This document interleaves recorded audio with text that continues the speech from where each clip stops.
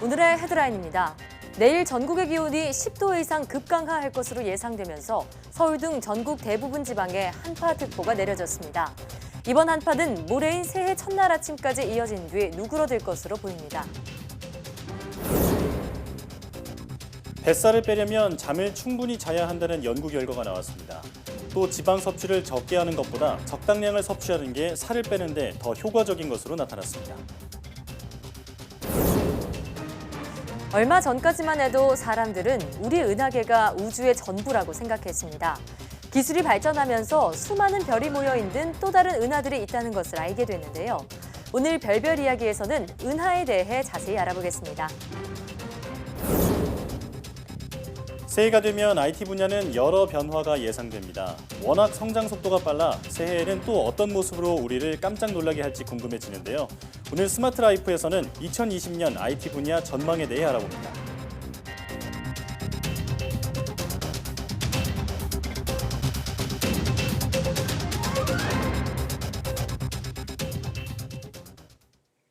여러분 안녕하십니까? 사이언스 투데이입니다. 서울을 비롯한 전국 대부분 지방에 한파특보가 내려졌습니다. 기상청은 밤사이 서해안과 남해안을 제외한 전국의 기온이 10도 이상 급강하할 것으로 예상됨에 따라 30일 오전 11시에 한파특보를 발령했다고 밝혔습니다. 경기 북부와 강원도, 충북에는 한파경보가, 서울을 비롯한 그 밖의 지방에는 한파주의보가 발령됐습니다. 31일 아침 지역별 기온은 철원이 영하 15도, 서울 영하 10도, 청주 영하 8도, 대구 영하 6도 등으로 오늘보다 8도에서 13도가량 낮겠습니다. 이번 한파는 새해 첫날 아침까지 이어진 뒤 누그러들 것으로 보입니다. 미세먼지 감축을 위해 처음으로 겨울철 석탄 발전을 줄인 결과 3주 동안 미세먼지가 36% 가까이 감소한 것으로 나타났습니다.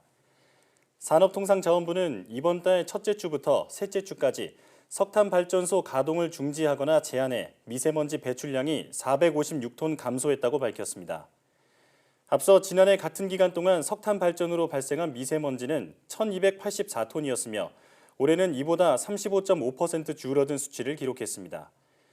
산업부는 한국전력, 발전사 등과 간담회를 열고 전력 설비 점검 관리를 당부하는 등 겨울철 전력 수급 관리에 대해 논의했습니다. 아베 총리가 최근 한일 정상회담에서 후쿠시마 원전 배출수의 방사성 물질량이 한국 원전 배출수의 1% 이하 수준이라고 주장했다는 일본 언론 보도가 나왔습니다. 일본 정부 자료에 근거한 지적이었다는데 일각에서는 사실 오도 가능성도 제기됩니다. 조수연 기자가 보도합니다. 지난 24일 중국 청두에서 열린 한일 정상회담 당시 아베 총리는 문재인 대통령에게 후쿠시마 원전의 오염수 문제를 언급하며 일본 정부 자료를 꺼내들었습니다. 이를 근거로 후쿠시마 제1원전 배출수에 포함된 방사성 물질의 양이 한국 원전 배출수의 100분의 1 이하라고 지적했다고 산케이 신문이 보도했습니다. 2016년 후쿠시마 원전 서브드레인에서의 트리튬 배출량이 연간 1,300억 베크렐이었는데 한국의 월성원전이 액체 상태로 배출한 트리튬은 약 130배인 17조 베크렐이었다는 겁니다. 또 국제원자력기구 IAEA의 평가에 따라 유럽연합과 바레인 등이 일본산 식품의 수입 규제를 축소한 움직임도 설명한 것으로 전해졌습니다. 산케이는 아베 총리의 언급에 대한 문 대통령의 반박 등 별다른 반응은 없었다고 전했습니다. 그러면서 아베 총리가 한국 정부의 수산물 수입 금지 조치를 염두에 두고 과학적인 근거에 기초한 논의를 요구한 것으로 풀이했습니다. 그러나 아베 총리가 언급했다는 배출수와 우리 정부가 문제를 제기하는 오염수가 다른 것으로 보인다는 시각도 있습니다. 문제의 오염수는 아베 총리가 거론한 서브드레인에서 나온 물이 아니기 때문이라는 관측입니다. 앞서 우리 정부는 한일 정상이 청두에서 후쿠시마 원전 오염수 문제를 논의했고 아베 총리가 관련 정보를 투명하게 공개하기로 했다고 발표한 바 있습니다. YTN 조수연입니다. 2020년은 2년마다 화성으로 갈 수 있는 길이 열리는 해입니다. 이 시기에 맞춰서 미국과 유럽연합, 중국 등이 화성에 탐사선을 보내기 위해 경쟁을 벌이고 있습니다. 지금까지 화성 탐사선 착륙에 성공한 나라는 미국뿐입니다. 보도에 김형근 기자입니다. 미 항공우주국은 내년 7월 마스 2020을 화성에 보냅니다. 역대 가장 큰 탐사선입니다. 생명체 흔적이 남아있을 수 있는 암석을 지구로 가져오기 위해 안전하게 보관하는 게 임무입니다. 중국은 비행선과 착륙선을 한꺼번에 성공하겠다는 목표를 세우고 있습니다. 지난 11월 화성과 비슷한 조건을 갖춘 시험장에서 여러 가지 실험을 마쳤습니다.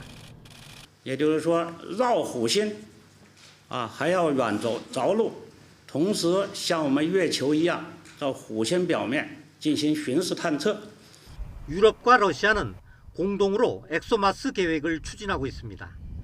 미국과 달리 지하 침투에 초점이 맞춰져 있습니다. 탐사선에는 화성 표면에서 2m까지 파고 들어갈 수 있는 드릴이 장착돼 있습니다. 방사능이 강한 지상보다는 지표 아래에 생명체 흔적이 있을 가능성이 크기 때문입니다. All the Russian and European teams are now focused at completing the verification program of the spacecraft in time for qualification and acceptance reviews that is scheduled in April. 아랍에미리트 연합도 내년 7월 우주선을 화성으로 쏘아보낼 계획입니다. So it's going to study the lower, middle and upper atmosphere on Mars, and it's going to try and understand how the gases escape from Mars. 이번 계획이 성공하면 화성에 도달한 최초의 이슬람 탐사선으로 기록됩니다. YTN 김영근입니다. 중국이 최근 25톤 무게의 화물을 지구 궤도에 올릴 수 있는 운반 로켓 발사에 성공했습니다. 미국의 로켓 기술에는 아직 못 미치지만 우주 강국인 러시아와 기술 협력 강화에 나서면서 추격을 가속화하고 있습니다. 베이징에서 강성욱 특파원이 보도합니다. 4, 3, 2, 1, 야호! 중국 남부 하이난 섬에 있는 원창 우주발사센터에서 창정 5호 로켓에 점화가 됐습니다. 지난 2017년 엔진 문제로 두 번째 발사에 실패한 뒤 2년 5개월 만에 발사 시도입니다. 창정 5호는 추진체가 4개 달린 중국 최대의 운반용 로켓입니다. 이번 세 번째 발사는 성공했습니다.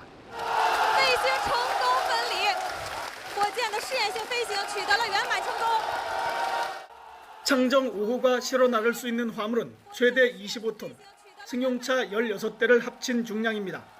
이번 발사 성공으로 중국은 화성 탐사와 우주정거장 건설 등의 속도를 붙이게 됐습니다. 하지만 미국 스페이스X사의 펠컨 로켓의 적재 중량 68톤에 비하면 아직 절반 수준에 불과합니다. 일론 머스크의 스페이스X는 지난 9월 적재량을 100톤까지 끌어올리겠다고 발표했습니다. 중국은 이에 맞서 러시아의 첨단 우주 기술을 도입해 추격에 나선다는 전략입니다. 통신과 인공지능 등 앞선 기술을 러시아에 주고 로켓과 항공 엔진 분야에서는 도움을 받겠다는 겁니다.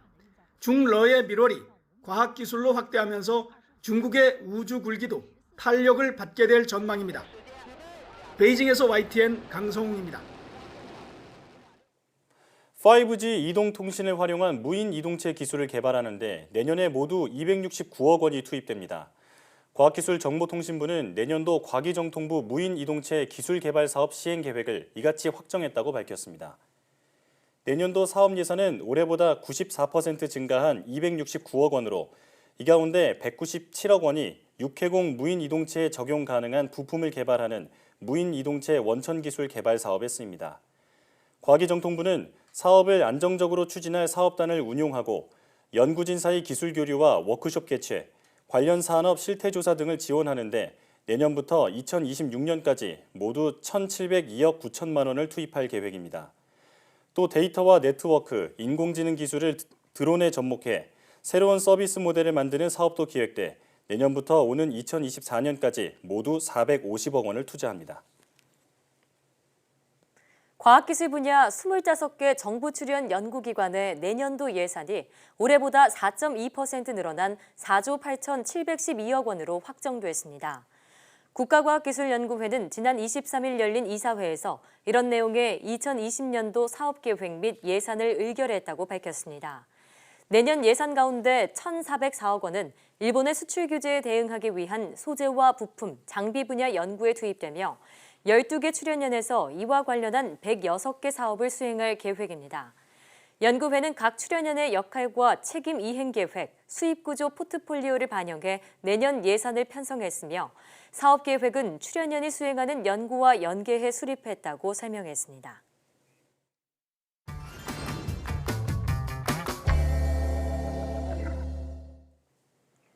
20세기 초만 해도 사람들은 우리 은하계가 우주의 전부라고 생각했습니다. 하지만 우주를 관측하는 망원경의 성능과 관측 기술이 발전하면서 수많은 별이 모여있는 은하가 있다는 것을 알게 됐는데요.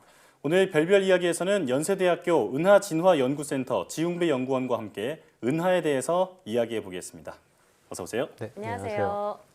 제가 오늘 들어오기 전에 은하를 사전에서 한번 찾아봤는데 네. 은자에 강하자더라고요. 네, 그러니까 은빛 강이라는 소리인데 네. 이 은하가 생각보다 굉장히 종류가 많다고 들었거든요. 은하가 정확히 어떤 것이고 또 어떤 종류가 있는지 설명해 주시죠. 네. 사실 1920년대 천문학자 에드윈 허블은 우리 은하 바깥에 또 다른 외부 은하가 아주 많이 존재한다는 것을 처음 발견했습니다. 예. 그 이전까지는 우리 은하 자체가 우주라고 생각을 했기 때문에 당시까지만 하더라도 은하, 갤럭시라고 하면 그 자체가 우주 전체를 지칭하는 뜻이었는데요. 하지만 이후 우리 은하 말고도 아주 많은 은하가 있다는 것이 알려지면서 은하는 이제 우주 전체를 의미하는 말에서 우주에 존재하는 각각의 별, 집합 덩어리 단위를 의미하는 말로 예. 의미가 변한 겁니다. 당시 에드윈 허블은 은하의 겉모습, 즉 생김새를 기준으로 해서 은하를 분류했습니다. 재밌게도 실제 은하들을 보면 겉모습이 크게 두 가지로 구분되는 것을 볼 수 있는데요. 펑퍼짐하게 둥근 타원체, 럭비공과 같은 모습으로 아주 많은 별이 모여있는 것을 타원은하, 일립티컬 갤럭시라고 부르고요. 우리 은하처럼 납작한 피자, 빈대떡과 같은 모습의 원반 은하는 디스크 갤럭시라고 합니다. 네. 그리고 우리 은하를 보면 알 수 있듯이 대부분의 원반 은하들은 소용돌이 치는 듯한 아름다운 다양한 나선파를 휘감고 있습니다. 예. 그래서 이런 원반 은하는 나선 은하, 스파이럴 갤럭시라고도 불립니다. 그렇군요. 그러니까 럭비공처럼 좀 둥그런 모양은 타원 은하라고 볼 수 있겠고요. 빈대떡처럼 납작한 모양은 나선 은하다라고 기억을 하면 될 것 같은데 생김새 말고 또 타원 은하와 나선 은하 사이에 어떤 차이점이 있을까요? 재미있게도 이 타원 은하와 나선 은하는 생김새뿐만 아니라 그 은하의 색상에도 차이가 있습니다. 아, 네. 이는 은하를 구성하는 각 별들의 온도와 나이가 확연하게 다르기 때문인데요. 나선 은하는 어리고 온도가 높은 별을 많이 가지고 있어서 푸른 빛을 띱니다. 하지만 타원 은하는 나이가 많고 미지근하게 식었기 때문에 붉고 노르스름한 별이 대부분이죠. 예. 또 나선 은하는 별을 만들 수 있는 재료인 신선한 가스와 먼지 물질을 많이 머금고 있습니다. 반면 타원 은하들은 이미 진작에 그런 재료들을 거의 다 소진해서 지금은 많이 남아있지 않죠. 사실 많은 천문학자들은 과거 타원 은하가 진화해서 나선 은하로 모습이 바뀐다고 생각하기도 했습니다. 네. 마치 올챙이에서 뒷다리, 앞다리가 쑥 나오는 것처럼 예. 둥근 타원 은하에서 나선팔이 쑥 자라나오는 거라고 생각을 했죠. 그래서 당시에 타원 은하를 진화 초기 단계인 얼리 타입 은하라고 불렀고 나선 은하를 진화 후기 단계인 레이 타입 은하라고 불렀습니다. 네. 하지만 실제로 확인해보니 은하의 진화 방향은 정반대였죠. 반대죠. 네. 오히려 젊은 별을 많이 가진 나선 은하가 여러 충돌과 병합을 거쳐서 세월이 흐르면 나이가 많은 별만 남아있는 타원 은하로 변화하는 겁니다. 네. 아, 그렇군요. 그런데 타원 은하의 형성 과정은 상대적으로 좀 쉽게 설명이 가능한데 나선 은하는 좀 어렵다고 들었거든요. 이유가 뭔가요? 네, 말씀하신 것처럼 사실 은하의 진화 과정에서 보면 사실 가장 빈번하고 또 중요한 과정 중에 하나가 은하끼리 충돌하고 병합하는 과정입니다. 네. 우주 초창기에 만들어졌던 가볍고 왜소한 은하들은 서로의 중력에 의해 가까워지면서 반죽이 되고 병합합니다. 이러한 은하들의 병합은 더욱 큰 은하를 만들게 되죠. 그런데 한 가지 큰 문제가 있습니다. 이런 은하끼리의 격렬한 충돌과 병합은 결국 은하의 형체를 파괴하고 모두 뒤섞어 버리기 때문에 네. 주로 펑퍼짐한 타원 은하를 만들기 쉽습니다. 네. 반면 아름답고 독특한 패턴의 나선팔이 뚜렷하게 보이는 나선 은하와 같은 은하는 만들기가 아주 까다롭죠. 은하끼리의 격렬한 충돌과 병합의 이 혼란스러운 상호작용 과정 속에서도 만들어진 나선 은하들이 뚜렷한 패턴의 나선팔을 고스란히 갖고 있으려면 아주 특별한 조건들이 필요합니다. 은하의 덩치를 키울 정도로 효율적이긴 하지만 동시에 완전히 은하의 형체가 다 파괴될 만큼 격렬하진 않은 그 중간에 애매한 정도의 상호작용이 필요한 것이죠. 네. 그래서 여전히 다양한 우주론적 시뮬레이션으로 은하 진화를 연구하는 천문학자들은 대체 어떻게 우리 은하와 같은 거대한 나선 은하가 지금까지 뚜렷한 나선파를 갖고 있는지, 또 이런 은하들이 어떻게 우주 속에 흔하게 분포하고 있는지를 계속 연구하고 있습니다. 네, 그러니까 뚜렷한 나선파를 가진 나선 은하가 탄생을 하려면 특정한 좀 조건이 있어야 한다, 이런 말씀이네요. 근데 최근 이 나선 은하에 대해서 한 가지 비밀이 풀려서 화제라고요.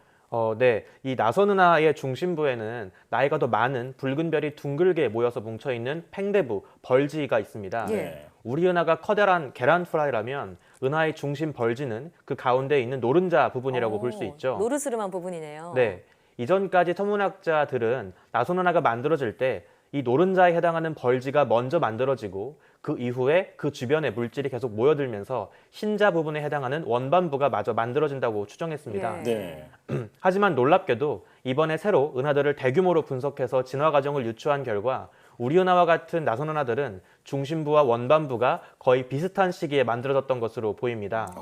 노른자인 벌지가 먼저 만들어지고 흰자인 원반부가 나중에 만들어진 것이 아니라 벌지와 원반부가 거의 비슷한 시기에 만들어졌다는 뜻이죠. 그렇군요. 네. 언뜻 생각하기엔 당연히 중심부가 먼저 만들어지고 그 주변부가 만들어졌을 것 같은데 정반대의 연구 결과가 나왔군요. 그러네요. 말씀을 들으니까 그 은하가 처음에 만들어졌을 때의 모습이 궁금한데 이에 대해서 좀 조사가 된 게 있나요?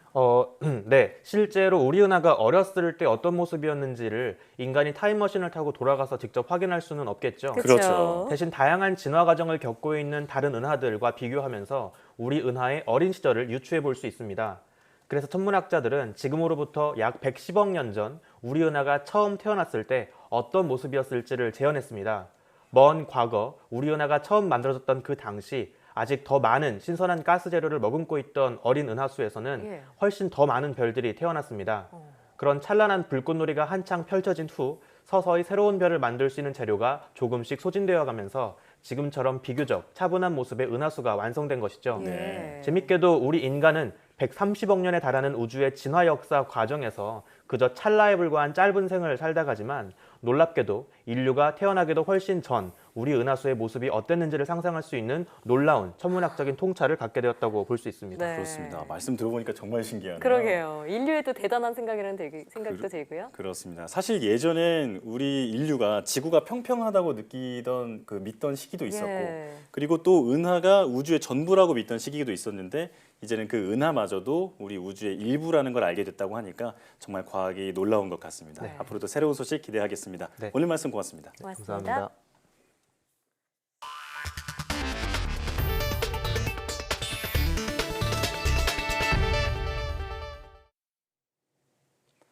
새해를 앞두고 살을 빼겠다는 목표 세운 분들 많을 텐데요. 잠을 충분히 자야 뱃살이 줄어든다고 합니다. 네, 또 지방이 들어간 음식을 무조건 피한다고 뱃살을 빼는데 효과적이지는 않았습니다. 최소라 기자가 보도합니다. 우리나라 성인 평균 수면 시간은 6시간 24분. 미국 수면재단의 수면 권장 시간인 7시간에서 9시간에 한참 못 미칩니다. 제가 원래 퇴근이 좀 불규칙해서 가끔 늦기도 하고 좀 출근 시간이 좀 일러지는 경우도 있어서 한 6시간 정도 자요. 한국식품연구원이 질병관리본부의 자료를 분석했더니 하루에 7시간에서 9시간 자는 사람은 5시간 미만으로 자는 사람보다 복부 비만 위험이 28%에서 35% 낮았습니다. 수면이 부족하면 식욕 억제 호르몬인 렙틴 분비가 감소하고 식욕 증가 호르몬인 그렐린 분비가 늘기 때문입니다. 그런데 뱃살을 빼려면 충분한 수면과 함께 지방을 적절히 섭취하는 게 효과적인 것으로 최근 연구 결과 확인됐습니다. 실제로 수면 시간이 6시간일 때 지방을 적절히 섭취하면 5시간 미만 잘 때보다 복부 비만 위험이 30% 가까이 떨어졌습니다. 그러나 지방 섭취량이 많거나 적으면 위험 감소량이 적거나 오히려 커졌습니다. 연구팀이 제시한 적절한 지방 비율은 13%에서 26%. 우리나라 성인의 평균 지방 섭취율이 21%니까 지나치게 지방을 많이 먹거나 적게 먹지 않으면 충분한 수면만으로 뱃살 빼기 효과를 볼 수 있는 셈입니다. 야식이나 간식을 많이 먹게 되면은 지방 섭취량이 증가하기 때문에 피해야 하지만 지방 섭취를 너무 적게 하는 것도 복부 비만의 위험을 줄이는데 도움이 되지 않기 때문에 적당량을 섭취하는 것이 중요합니다. 고혈압과 당뇨 등 각종 질환의 원인인 복부 비만. 충분한 수면과 적절한 지방 섭취가 뱃살 빼기 해법으로 제시됐습니다. YTN 사이언스 최소라입니다. 우리나라 공황장애 환자가 계속 증가하고 있습니다. 지난해 병원을 찾은 공황장애 환자는 40대가 가장 많은 가운데 20대 환자도 연평균 25%씩 늘어 최고 증가율을 보였습니다. 김승재 기자가 보도합니다. 공황장애는 곧 죽을 것 같은 극심한 불안과 함께 두통과 현기증, 호흡곤란 등 신체 증상을 동반하는 불안장애의 일종입니다. 공황장애 환자는 지난 2014년 9만 3천 명에서 지난해 15만 9천 명으로 70.5% 늘었습니다. 연평균 14.3% 증가율입니다. 건강보험 진료비 역시 같은 기간 312억 원에서 616억 원으로 5년 전보다 61.5% 증가했습니다. 지난해 공황장애 환자를 연령대별로 보면 40대가 전체의 24.4%인 3만 8천여 명으로 가장 많았습니다. 30대부터 50대까지 환자가 전체의 3분의 2를 차지했습니다. 20대 환자는 최근 5년간 연평균 증가율이 24.5%로 가장 높았습니다. 10대 이하도 18.1%를 기록해 젊은 층에서의 증가가 눈에 띕니다. 환자들이 많은 경우에 그 공황장애 발병전에 큰 스트레스를 호소하는 경우가 많거든요. 특히 저희 통계를 봐도 40대, 20대 이게 발병이 증가되는 것을 보면 어떤 심리사회적 요인이 발병에 영향을 미치는 것으로 생각이 됩니다. 통상 여성이 남성보다 1.1배 많은데 지난해는 여성 54%, 남성 46%로 1.2배 많았습니다. 가장 쉬운 공황장애 예방법은 운동이나 취미 활동 등으로 스트레스를 피하거나 관리하는 것입니다. 또 금연 금주가 중요합니다. 아울러 커피를 많이 마시는 것도 공황 발작을 일으키거나 악화시킬 수 있다고 전문가들은 충고합니다. YTN 김승재입니다. 온수매트나 온열 안대와 같은 생활제품 7종의 전자파가 인체 보호 기준을 만족하는 것으로 조사됐습니다. 과학기술정보통신부는 국민이 직접 신청한 생활제품 7종과 유치원, 지하철 등 생활환경 961곳의 전자파 노출량을 측정한 결과 인체 보호 기준을 모두 만족했다고 밝혔습니다. 온수매트의 경우 매트 위 전자파 노출량이 기준값의 0.17%로 나타났고 온열안대도 기준값의 1% 안팎으로 낮은 편이었습니다. 정수기와 가정용 태양광 시설, CCTV, 프린터기, 소리나는 학습용 전자펜 등의 생활제품도 전자파 노출량이 기준값의 2%를 넘지 않는 것으로 나타났습니다. 이 밖에도 유치원이나 지하철, 5G 기지국 설치 지역 등 주요 생활 환경에서도 전자파 노출량이 인체 보호 기준을 크게 밑도는 것으로 조사됐습니다. 자세한 전자파 측정 결과는 생활 속 전자파와 전자파 안전정보 홈페이지에서 확인할 수 있습니다. 첨단 IT 기업들이 몰려있는 경기도 판교에 세계적인 스타트업 육성 기업들이 들어섭니다. 기술력은 있지만 해외 진출에 어려움을 겪는 스타트업을 지원하기 위한 경기도의 정책인데요. 기업들의 기대가 크다고 합니다. 김학무 기자입니다. 최근 수요가 급격히 늘고 있는 인공지능 관련 기술을 보유한 업체입니다. 올해 초 심혈을 기울여 다양한 모양의 차량 번호판을 자동으로 인식하는 시스템 개발에 성공했습니다. 하지만 해외 시장 진출은 만만치 않았습니다. 업계의 비즈니스 상황을 잘 몰라 구매자를 만나는 데만 꼬박 1년이 걸린 겁니다. 현지에 있는 네트워크가 저희가 형성이 안 돼 있기 때문에요. 그 부분에 대해서 저희가 처음부터 이제 개척해 나가는 부분이 굉장히 어렵거든요. 국내 스타트업의 해외 시장 진출을 도와줄 세계적인 스타트업 육성 기업들이 내년 초 판교 테크노밸리에 들어옵니다. 세계 최고의 스타트업 육성 기업으로 꼽히는 미국 테크스타스를 비롯해 이스라엘과 일본, 중국 기업들입니다. Our vision is to create a thriving ecosystem of startups in Pangyo so that we can create talent, find new jobs, new ways of generating income, and providing an opportunity for those startups to be successful not only here but overseas as well. 해외 스타트업 육성 기업을 유치한 경기도도 이에 맞춰 스타트업 지원에 적극적으로 나섭니다. 우선 내년에 판교에 유망 스타트업 20곳을 선발해 총 10억 원의 해외 진출 자금을 지원합니다. 우리 판교에서 스타트업들과 우리 엑셀러레이터들이 새로운 꿈과 비전을 실현하는 그런 성공의 길이 열리기를 기대합니다. 세계적인 스타트업 육성 기업과 지자체의 지원으로 국내 스타트업이 한 단계 더 도약할 수 있을 것으로 기대됩니다. YTN 김학무입니다.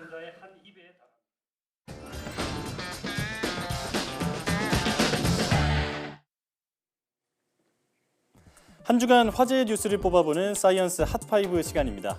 2019년 마지막 주 시청자들의 눈과 귀를 사로잡은 과학 뉴스는 어떤 것일까요? 5위부터 만나보시겠습니다.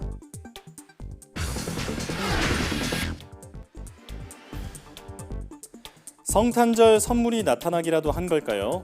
멸종위기종인 큰 바다사자가 부산 앞바다에서 발견됐습니다.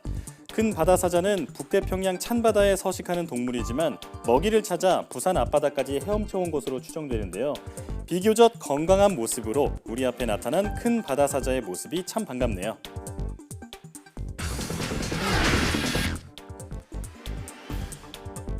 중국의 우주 굴기가 예사롭지 않습니다. 인류 최초의 달 뒷면 탐사선 창어 4호에 실린 무인 로버 옥토끼 2호가 달 탐사 최장 기록을 경신했는데요. 중국은 내년에 또 다른 탐사선을 보내 달에 있는 시료를 채취하겠다고 밝히기도 했죠. 우주 강국으로 도약하기 위한 중국의 도전이 어디까지 이어질지 내년에도 계속 지켜봐야겠네요.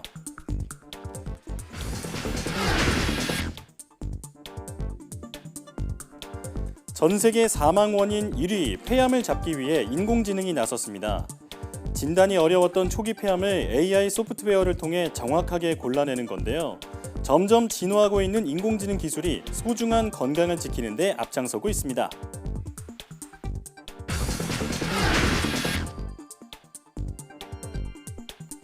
소주가 담긴 녹색 페트병을 이제는 보기 어려울 것 같습니다. 재활용할 수 없는 색깔 있는 페트병을 사용할 경우 환경 부담금을 내야 한다는 관련법 개정안이 시행된 데 따른 조치인데요. 소주 페트병뿐만 아니라 음료수나 화장품 용기에도 이런 조치가 적용될 예정이라고 합니다. 투명해진 페트병만큼 플라스틱 쓰레기로 인한 소중한 우리 환경의 고통도 사라질 수 있었으면 좋겠네요.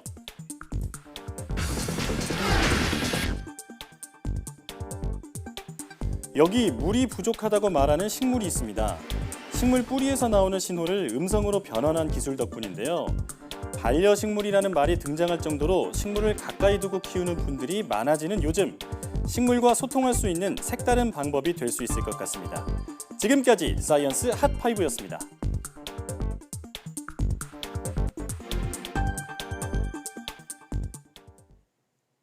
(2019년도) 이제 이틀밖에 남지 않았는데요.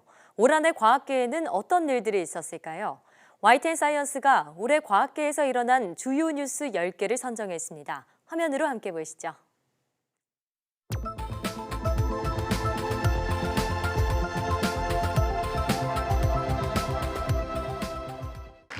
인공지능 국가 전략을 제시할 것입니다. 인공지능 시대를 대비하고 국가적 역량을 결집시켜 나갈 것입니다. NHN의 한돌과 세 차례 은퇴 대국을 갔습니다. 인간의 바둑을 점령한 인공지능의 위력이 다시 한번 느껴진 순간입니다. 달의 지형 등을 탐사할 교도선을 보낼 예정이었는데요. 2022년 7월로 연기됐습니다. 연료 부족과 임무 기간 단축이 불가피하다는 논란이 일었습니다. 한국을 화이트 국가 리스트에서 뺄 필요가 있다. 지난달 28일 일본에 이어 우리나라도 화이트리스트 제외 조치 시행에 들어가면서 부품 소재 국산화와 수입선 다변화는 어려워도 반드시 가야 할 길입니다. 수출 규제 철회 결정이 나올 수 있을지 관심이 집중되고 있습니다. IBS가 국가수리과학연구소 직원의 뇌물 의혹 조사를 중지시켰다는 내용을 보도했는데요. 이번엔 또 다른 IBS 연구단에서 한국인 여자 연수 학생을 성희롱한 사실이 확인됐습니다. 세계 첫 5세대 이동통신 5G 전파가 송출됐습니다. 통신 속도가 4G와 별반 차이가 없다는 겁니다. 질 좋은 서비스 제공이 시급해 보입니다. 인보사는 심혈을 기울인 혁신 신약이었습니다. 좀 정상적인 행동을 할 수 있느냐가 문제예요, 지금. 인보사는 국내 허가 후 성분 논란으로 유통 판매가 중지되기까지 인보사에 대한 신뢰가 이미 사라진 터라 당국의 대책이 얼마나 환자들에게 다가갈지는 의문입니다. 올겨울 들어 처음으로 고농도 미세먼지 공습이 시작되며 미세먼지 문제 해결을 위한 국가기후환경회의 출범을 2.5톤 이상 5등급 차량은 수도권 운행이 제한됩니다. 이번에 가동 예정된 석탄 발전 설비는 겨울철 미세먼지 저감 대책에 따른 겁니다. 지난 4월 인류는 블랙홀의 실제 모습을 직접 관측하는 데 성공했습니다. 논문 작성에 참여하지 않는 미성년 자녀를 논문의 공동 저자로 올린 국가연구개발비 환수 및 참여 제한 등의 후속 절차를 밟아 나갈 예정입니다. 연구 퇴출하는 방안까지 검토하기로 했습니다. 중국의 달 탐사선 창어 4호가 달의 뒷면에 무사히 착륙했습니다. 달 탐사 경쟁이 다시 불붙으면서 미국도 아르테미스 계획을 발표했습니다.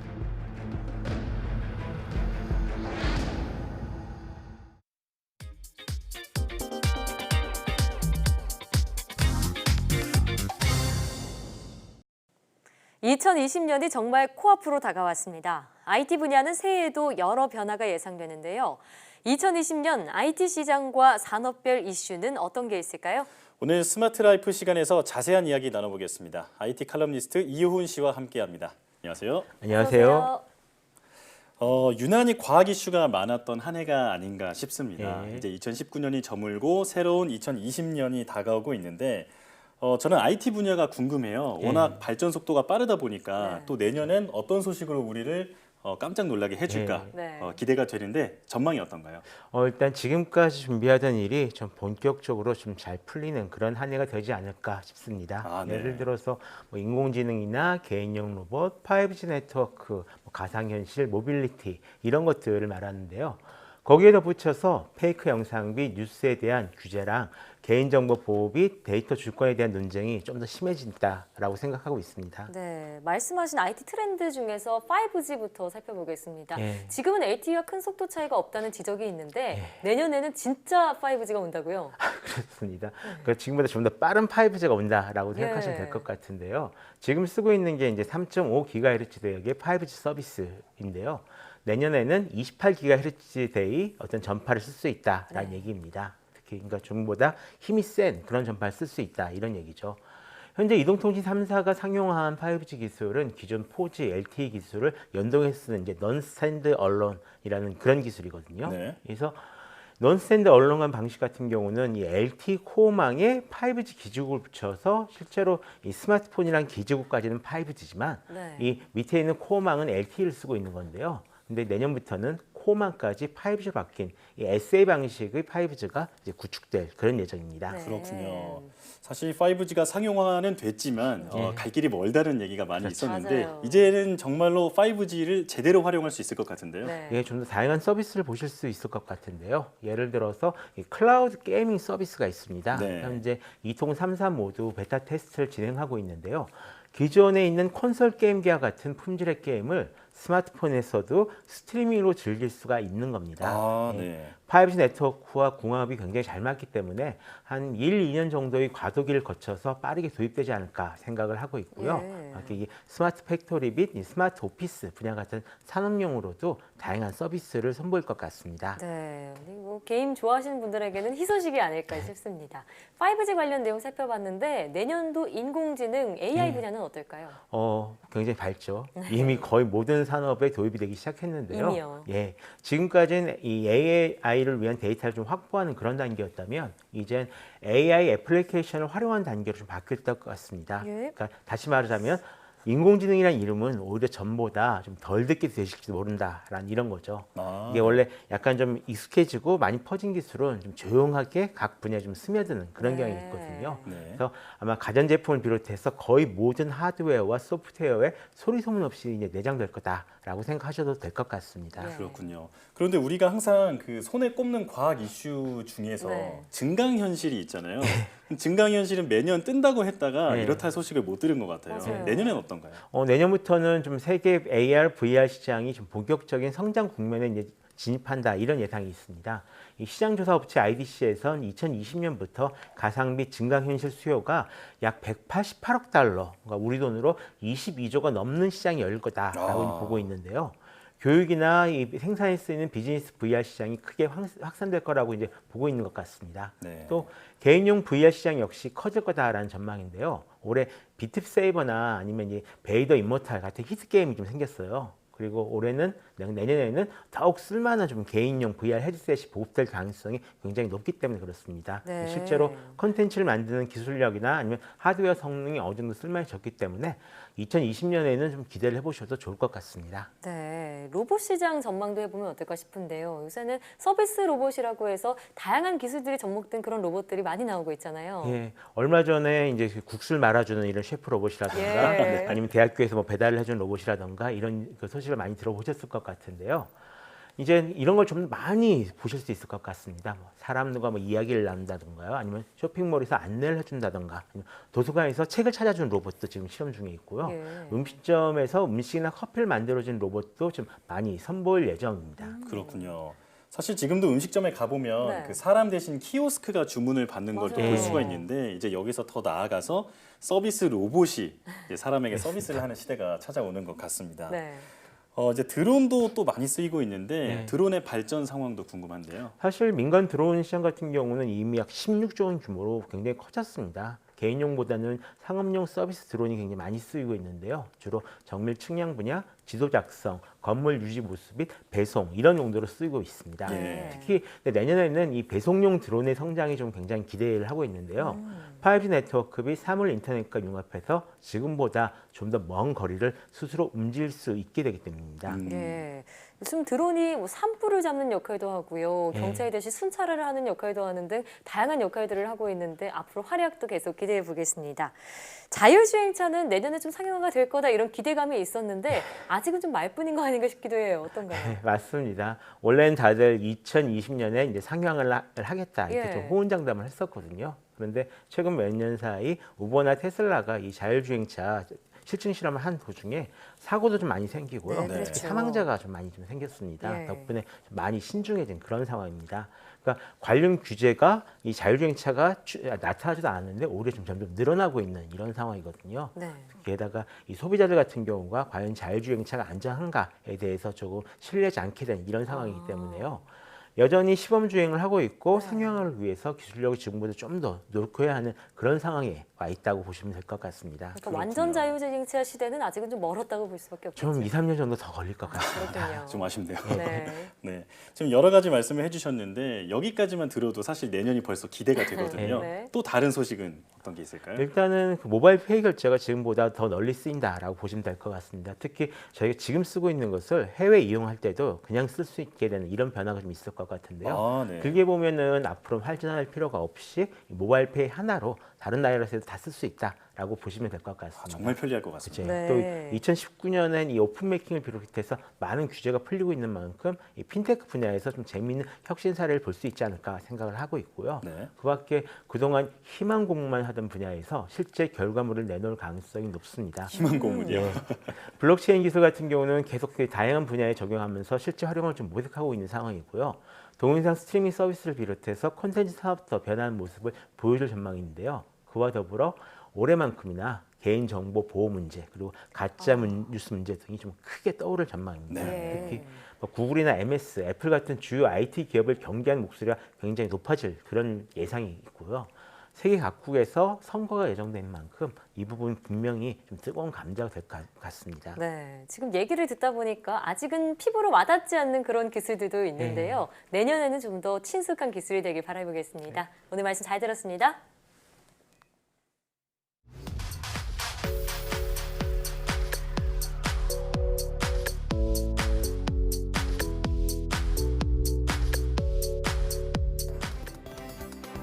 미국과 중국, 러시아 등 각국이 최근 화성에 공을 들이는 이유는 무엇일까요? 바로 2020년이 화성 탐사의 적기이기 때문인데요. 화성 탐사선을 발사하려면 지구와 화성 사이의 거리가 가까운 때를 골라야 합니다. 이 시기가 바로 내년 중순인데 이때를 놓치면 2년을 더 기다려야 한다고 하네요. 이제 인류는 달을 넘어 화성 정복을 꿈꾸고 있는데요. 새해에는 각국의 프로젝트에서 어떤 성과가 나올지 기대되네요. 사이언스 투데이 오늘 저희가 준비한 소식은 여기까지입니다. 함께해 주신 여러분 고맙습니다.